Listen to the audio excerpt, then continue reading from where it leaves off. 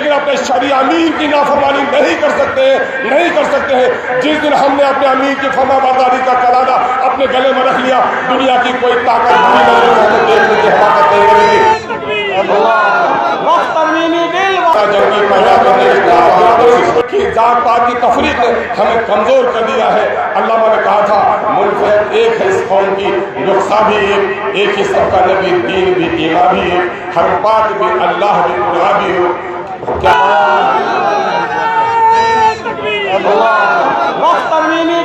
جنگی پیدا کرنے کی ناپاک کوشش کی ہے۔ یہ ہماری اور آپ کی ذمہ داری ہے کہ ملک کی آزادی میں جس طرح ہمارے آبا و اجداد نے گردنیں کٹائی ہے، اگر گردن کٹانے کی بھی ضرورت پڑے تو ہم ملک میں خانہ جنگی پیدا ہونے نہیں دیں گے، لیکن اس کالے بل کو کبھی منظور ہونے نہیں دیں گے۔ ہمیں عہد لینا پڑے گا، ہمیں قسمیں کھانی پڑے گی۔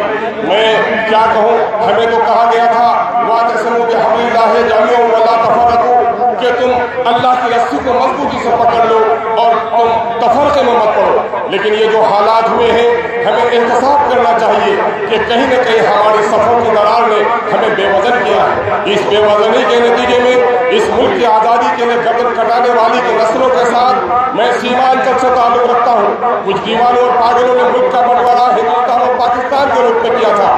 میرے باپ دادا نے اسے قبول نہیں کیا تھا، بلکہ سیمانچل کی وہ پٹی جراسی بھی کروٹ لیتی تو پاکستان کا حصہ ہو سکتے تھے، لیکن ہم نے اس ملک کو، اور اگر وہ سیمانچل کی پٹی پاکستان میں چلی جاتی تو ملک کا دو ٹکڑا ہے بھارت کا بھی ہو جاتا۔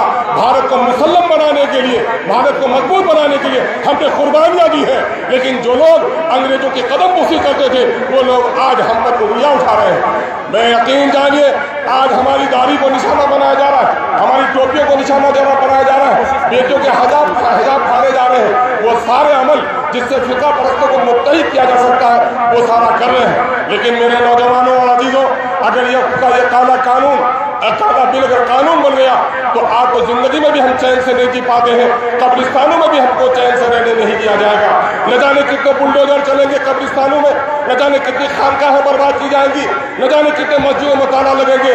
ہم سب کچھ کر سکتے ہیں، لیکن ہم اپنے مذہبی عمل سے دستبردار نہیں ہو سکتے ہیں۔ یہ بات نتیش کمار کو، یہ بات جتن رام مانجھی صاحب کو اور چراغ پاسوان صاحب کو بھی کہنا چاہتے ہیں کہ اقتدار حاصل کرنے میں آپ نے ہمیشہ مسلمانوں کا ساتھ دیا ہے، لیکن میرے بھائیوں جذبات سے نہیں، ہمارے بیرسٹر جناب اسدالدین اویسی صاحب نے تمام تر معاملات میں اپنے جان و دل سے کھیل کر بھی قوم کو جگانے کا کام کیا۔ لیکن بہت سارے لوگ کہتے ہیں کہ آواز کرنے سے کیا ہوگا، برائی کو روکو طاقت سے، نہ ہو تو آواز سے، نہ ہو تو دل سے برا سمجھو۔ یہ ایمان کا ضعیف ترین حصہ ہے، پیارے آقا کے حدیث کا یہ مفہوم ہے۔